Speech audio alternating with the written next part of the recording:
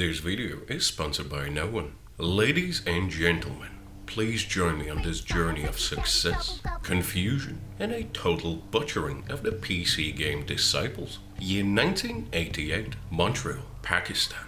Don, Steve, and Dave were all peacefully eating lunch at the office. Just three Canadian blokes having a laugh, until one of them, I'm gonna assume it was Dave, was undergoing an existential crisis, and eventually he exploded with the question, if you could start all over again, what would you do? And they must have all responded with, oh, I don't know, mate, sorry, start our own company? Because this is where it all started. On that otherwise uneventful day, plans to open their very own computer game company, Strategy First, was set in motion. After a few weeks of wishful thinking, they finally convinced Mr. Richard Therian to join them on their quest, and thus, the dream was set in motion.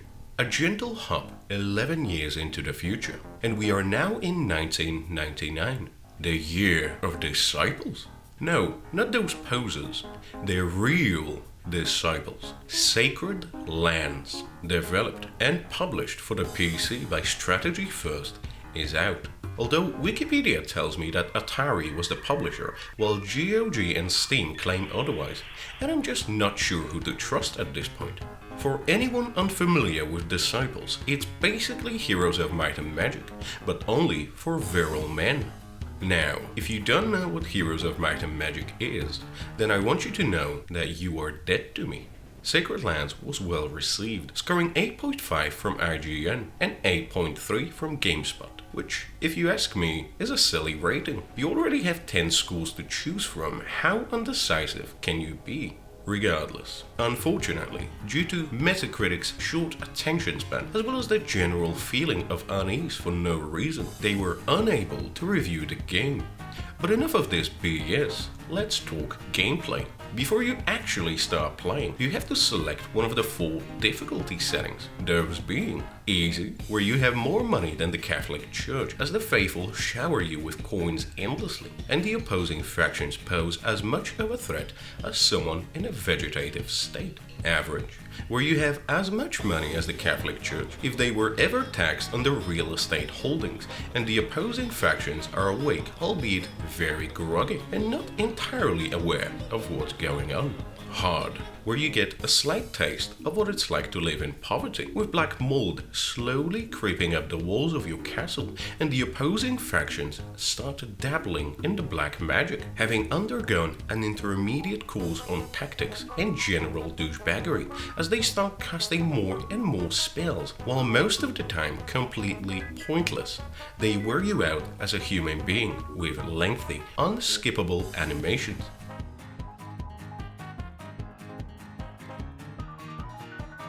And very hard, where you feel as though you live on the streets with passers-by calling you names. Fuck you, go get kids! While spitting on you, as you have no other option left but to steal and do anything you possibly can to dig yourself out of the trenches. The opposing factions have gained a level 3 qualification in general douchebaggery and will endlessly bombard you with the same useless spells and curses that bear no significance on anything. But there is even more animations that you have to sit through now, slowly pushing you over the edge as you stare at the hostile pixels striking your armies. After you make your mind up about the difficulty, it's time to choose your lord. A warrior lord, mage lord, or a thief lord, perhaps. That is a tough choice indeed. Who am I kidding? If Patience of a Saint is not something you would put on your Tinder profile, then go for Warrior Lord, trust me. You see, each lord has a unique ability. Thief, for example, who I'm sure nobody ever picks, is an excellent haggler and can get exquisite deals on real estate as well as in local shops. Mage Lord can research spells for half price, and he can also cast them twice every turn. Oh, and you get the VIP membership card to the library, allowing you to research level 5 spells, whereas other lords' access is restricted to level 4. And now, Warrior Lord, whose units regenerate 15% of their maximum health every turn, which is the single most important ability to have in the first few missions, as your main hero is an underfed wimp, barely able to hold his own against a couple of imps. This, of course, becomes less and less important as time goes on, because eventually they will have pumped enough iron to put down dragons, enslave trolls, and literally paralyze anything they lay a finger on. Moving on. Just like in the real world, you need money, and lots of it, to win a war. And so you must recruit winged thick maidens, otherwise known as rod bearers, to claim gold mines and mana crystals by burying steel-hard rods in the ground on which they have been built. Much like Robin Hood, you will sacrifice your life to steal from the poor and give to yourself, because extermination is expensive, which brings me to my next point. For 500 gold, you can recruit heroes such as warriors, who excel at melee combat and boast a large health pool. Rangers, who cower behind your frontline troops but sport an impressive amount of movement points, which is very important, as oftentimes you will find yourself chasing the opposing faction's heroes for half the fucking map. Mages, who are delicate as porcelain and will generally die in 1 or 2 hits, but on the positive side, they have the ability to attack all 6 enemies, as opposed to a single target like the warrior or a ranger. Of course, this sounds wonderful, if not for the fact that they will generally disappoint you and miss half their fucking targets as you sit there questioning the decisions that you made in your life which led you to play this game. And lastly, thieves, who much like mages will disappoint you, as they get hanged after getting caught stealing, and you will never recruit them again, unless you're like me and you enjoy wasting your time reloading saves repeatedly to finally achieve the desired result. Once you have recruited your hero, you get to create your own battalion. Every unit that you can recruit in your capital can eventually transform into a more powerful version of itself, much like the Pokemon. Many units will have different options when it comes to evolving. Ah, yes. Finally, a T-poser, the most powerful entity in the universe. For example, this poor, defenseless altar boy will eventually become an influential member of the Catholic Church, or powerful rabbi, capable of healing the masses with his words of wisdom. Alternatively, if you do not wish to sacrifice the boy's innocence, you can simply block his upgrade path, meaning he will not amount to anything in his life, and will forever be a simple altar boy. You usually don't want to do this though, as the evolutions are usually far more powerful than their previous forms.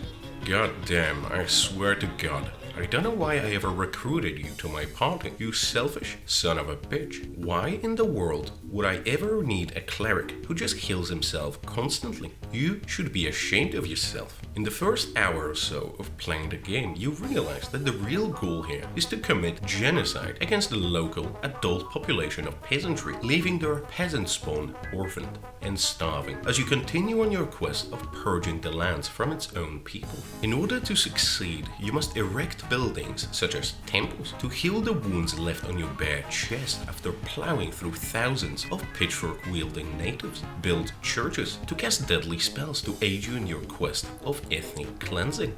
Now, Belial, I don't take kindly to lesser men threatening me. Your heroes can recruit up to 5 units to accompany them on their quest. Personally, I highly recommend an alpha male warrior class with 5 clerics in tow. Said heroes also gain levels and progressively become stronger. They start as a not-so-popular kid, only capable of persuading 3 others to join their party, unable to use artifacts, as they have skipped school far too much for their own good. Eventually, though, they will slowly familiarize themselves with the alphabet and learn how to use other useful objects besides forks and spoons. Soon enough, they will be gods on the battlefield, commanding a party full of hardened criminals. Anyway, recruit your army, conquer some towns that give you strategic advantage, and convert more territory into your own. All the while you continue slaughtering the poor and the defenseless in order to gain enough experience to level up and evolve your party, which requires you to build the corresponding troop buildings in the capital. The more land you own, the more power you have. The easier it gets, and soon enough you will be dominating the enemy faction time and time again, as you keep chasing after the short-lived high you experience in your dimly lit, damp basement every time the message "Mission complete" pops up on the screen. Sometimes you will play against demons, other times against Vlad Tepes himself. You will battle severely deformed women, or German women as the rest of the world calls them. But be careful, as centaur jihadists watch your every move, waiting for the perfect opportunity to make a surprise attack. Overall, the game is good, although I gotta say that it does feel a little dated, as one could expect, considering it's over 20 years old now. You can get it on Steam or GOG, though I gotta say, whenever it comes to old games, you just can't go wrong with GOG. It's currently $6. They have the most stable and hassle-free versions out there. Or, you know, you could embrace the power of a VPN. I use IPVanish, and Google Skid Row or Razer 1911. If you know what I mean. That being said, the game doesn't feel quite right in its purest, most vanilla form, and much like a diabetic, it is prone to crashing. So I highly recommend you visit this website. No, sorry, not this one. Here, that's the one, and download the archive. It changes the way the game engine works or some shit like that. I don't really know what it does exactly. But what I do know is that once I installed it, the crashes stopped. I could change the resolution and game speed, along with some other options I didn't care for. The same archive is also fully compatible with the sequel, so go right ahead and treat yourself. 3 words for you. Treat yourself. Treat yourself 2011! Quick, jump into the time machine. We're going to visit the year 2002.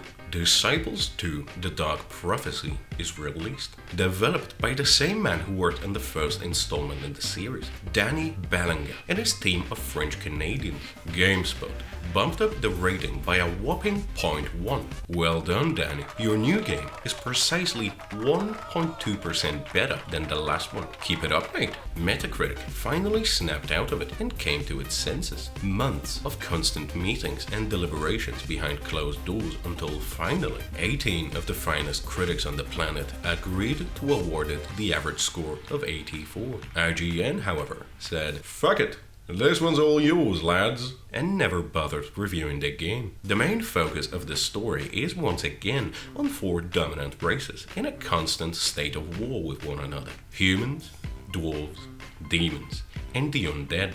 Expansions. Shh. Did you hear that? I can't quite make out what it's saying. Expansions. Expansions? Is it expansions?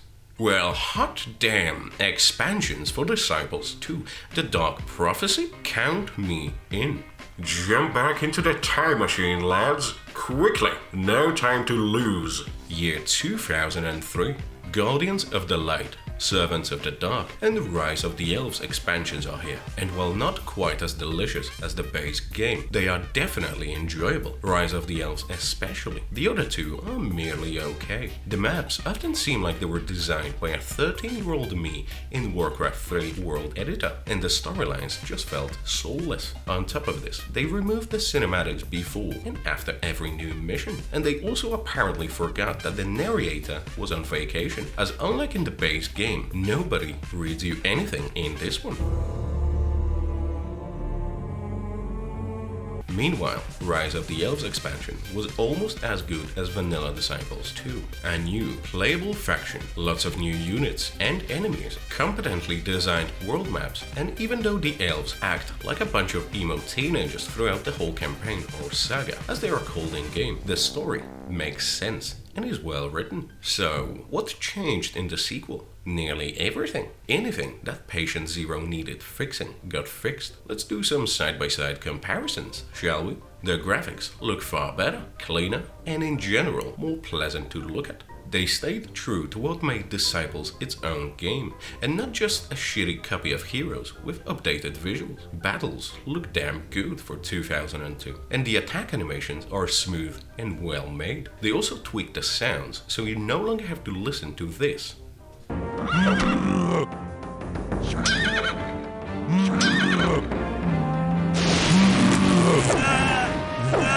every 2 seconds. Upgrade trees were expanded, and so now we have a lot more ways to play the game. The UI also received several tweaks, and so it's now more intuitive, albeit still not perfect. Anyway, the race to erect thousands of land converting rods is still on, except it's more aggressive now, with the enemy faction having a seemingly endless supply of gold to continuously recruit several brave rod bearers every turn, despite you slaughtering them constantly. What I find most effective against any freshly purchased enemy army is to recruit what I like to call the Suicide Squad, consisting of brittle-boned units with the highest initiative, which dictates when they get to attack. Eventually though, once you control most of the territory, and every turn you get showered with resources, courtesy of your brave rod-bearing maidens, you will have enough mana reserves to delete the enemy armies by summoning large worms to vomit on the poor, unsuspecting AI.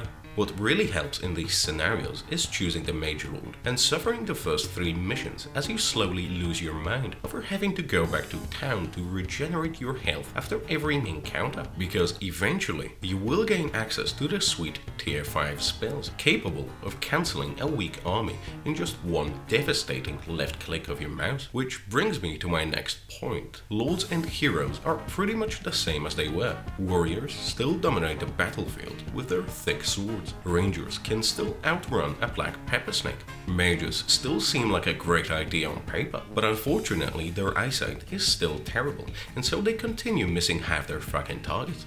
Rod bearers, much like addicts, just can't get enough of the feeling of total bliss and weightlessness after intrusively planting their rods in every corner of the map. They are, however, delicate as ever and will pretty much die of a heart attack anytime they see something move in the bushes. And of course, we can't forget about thieves, who are still generally useless unless you're willing to save and reload every turn. As you traverse the world of Nevendar, you will happen upon shops like this one, owned by Gunnar, who is in the business of manufacturing highly destructive spells. He is, however, a fucking dick who doesn't have anything to sell. If you're thorough in your explorations, you may come across side quests such as this one here, where peasant Emmond pleads for his life. Please save me and my children. The evil trolls destroyed my farm. The work of a lifetime lost. What's that? Flee! A troll approaches! Now, I don't know about you, but I don't care much for cowardice. Get back in there, Emmond, and fight like a man. Serves him right. Enemy AI still enjoys casting useless spells, and so you continue sitting there, watching all this shit unfold before your tired, bloodshot eyes. But trust me when I say that eventually you will have your revenge. You see, opposing factions can't move too close to your armies, and vice versa. So what I recommend you to do is to rob a bank and gather as much gold as quickly as possible, to recruit 2 extra heroes, and just camp outside the enemy capital 24/7. Eventually, they will run out of mana to draw signs above your head, and they will be completely humiliated and neutralized. Most of the time, the enemy turns are fairly quick. Most of the time. Because sometimes you get this bullshit, and you will be wishing for a lobotomy every time you press the end turn button.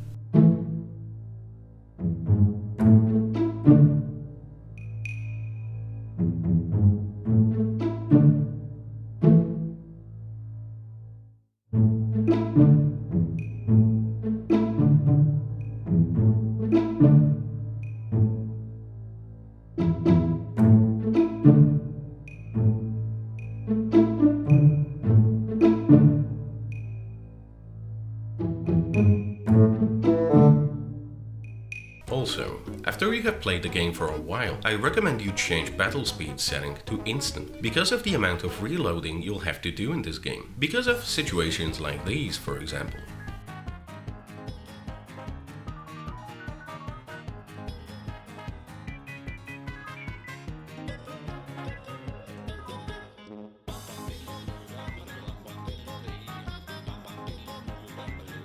Is Disciples 2 good? Yes, it's a very enjoyable, albeit monotonous game at times. If you can look past the few faults that it has, such as the enemy AI and missing your targets, despite having 100% chances of hitting them, then you can't go wrong with this game. Lovely music.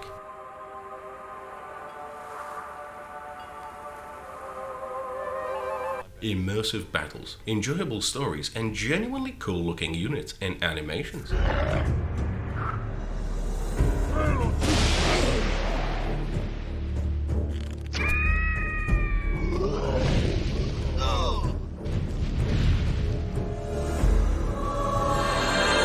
You can get it on Steam or GOG for $10, and it's definitely worth it. Time for a quick detour. Year 2004. Strategy First successfully unlocks the "You're fucked" achievement by getting themselves in $5 million in debt and subsequently files for bankruptcy. Game devs are owed money, as are the sponsors. The Canadians are in trouble until Big Daddy Silverstar Holdings, based in Florida, buys them out and keeps them afloat. It is thanks to Big Daddy that Strategy First is still around to this day, bringing us extraordinary genre-defining titles such as Ankh, Heart of Osiris, and Ankh, Battle of the Gods. Back to the games. In 2005, development on Disciples 3 Renaissance begins. Only it's not by Strategy First this time. Development has been handed over to a Russian company, creatively called .dat, straight from Moscow, China. Check out their cool website. Love it. Who is the lead designer, you ask? Dmitry Demyanovsky, the same man responsible for this masterpiece. What could possibly go wrong? It's also worth mentioning at this point that Dmitry, much like all Slavs, was brought up in a small wooden hut, siphoning electricity from the nearest nuclear power plant, playing Heroes of Might and Magic. Actually, let me rephrase that. That man lives and breathes Heroes of Might and Magic. Remember that. Year 2009, Disciples 3 Renaissance is released. How is it? 4 years of development surely paid off. It didn't. IGN gave it a 6, GameSpot 5.5, and Metacritic 56. That's quite a drop from 8.5. Unfortunately, upon reading these harsh reviews, I decided against purchasing this atrocity and tried my best to forget about it at the time. All I can tell you is that the game released with only 3 factions this time around, because as we all know, gamers love downsizing their favorite games and being robbed of content. And that, my dear viewer, is how a once beloved franchise was butchered in the Russian woods. But then, in 2011, Disciples 3 Resurrection is released, and I am still a little confused as to what exactly it's supposed to be. It's not marketed as expansion, so I'm guessing that it's the full game with some extra content. The content being a new faction, the Undead, and I do hope to God that that is the case, because at the time of release, it was $30, which is a little much for one extra faction if you ask me. As of making of this video, Resurrection is $15 on Steam. How was it received? Suffice to say that major publications didn't even bother reviewing it, except for Metacritic, which gave it a score of 63. Steam reviews don't look promising though, with a mostly negative score. Yikes. And thus ends the suffering and the attempts at milking the Disciples saga. But not really, because if we fast forward to 2012, we will see that Disciples 3 Reincarnation is released. What is it now? What other way to strip the Disciples' name of its former glory has Dmitry come up with now? Well, Reincarnation is Renaissance paired together with Resurrection. Akela, the publisher, has this to say about it: a revamped and enhanced version of Disciples 3 Renaissance plus the add-on Resurrection. A true reincarnation of the legendary series. Aha! So a definitive edition whose sole purpose is to elevate the game from the depths in which it lays bare, beaten and bruised with severe internal hemorrhaging. But if that's the case, then let me ask you this. Why are they still selling all 3 versions of the game? Generally speaking, the publisher will usually take down the poorly received version of the game to save face. Much like what Reality Pump tried to do with Raven's Cry back in 2015, when it received the seemingly unattainable rating of 1. And yet, Akela seems adamant about selling Renaissance for $15, Resurrection, which, let me remind you, is an expansion for Renaissance, for $15, and Reincarnation, which is a reimagining of the previous 2, also for $15. Now that we've got that out the way, let's look at the game itself. Yeah, the textures look better than in Disciples 2, but hold on, this reminds me of something. Oh my god. Dmitry, what have you done? Did you really look at Heroes of Might and Magic 5 and think to yourself, I will make my game look exactly like that, but with a strangely unappealing brownish tint? Something's wrong with the writing as well. It is so like you. You drive yourself well, is one of the last things I would expect my demonic master to say to me. The UI is a mess now. What the fuck happened here? Perhaps it's just me, but the last thing I needed from a Disciples game was to have to level up my hero's strength or endurance. There was absolutely nothing wrong with choosing 1 out of 3, 5 or 10 different skills every time you leveled up in the previous game. There is an actual skill tree now. Nobody asked for this. Abilities such as attacking multiple targets are now classified as permanent effects. Remember what made Disciples 2 such a great game? It wasn't how similar it was to the Heroes games, rather what it did differently. Same genre, same idea, different execution, which led to a satisfying and different experience. Exploration was all about conquering neutral towns, recruiting rod bearers to claim resources, finding treasures, etc. In Reincarnation, rod bearers are gone. No more. Here, have 50 mana on the ground. You now convert territory by taking over certain buildings called Guardian Nodes. Let's take one last look at some battles from Sacred Lands and the Dark Prophecy before we inevitably have to face what Dimitri came up with. Oh, how simple and beautiful. Nice. I love it. This is great. Now, here are some battles from Reincarnation. As you can see, battle screen has been changed into a hexagonal battle grid on which units can move freely, take cover behind obstacles, and cover weaker units behind them. The problem? It's just bad. It's nowhere near as well designed as it was in real Heroes. Show me one person, one, who refused to play the previous Disciples games because they didn't look exactly like Heroes of Might and Magic. Whatever happened to not fixing something unless it's broken? Why on earth would you change the entire game? The UI, battles, camera, graphics, and general gameplay elements. The only thing that still somewhat resembles the older games now are the units, which can still evolve into more powerful versions of themselves after accumulating enough experience. I tried to play this. I really did. I tried to tell myself, just give it time.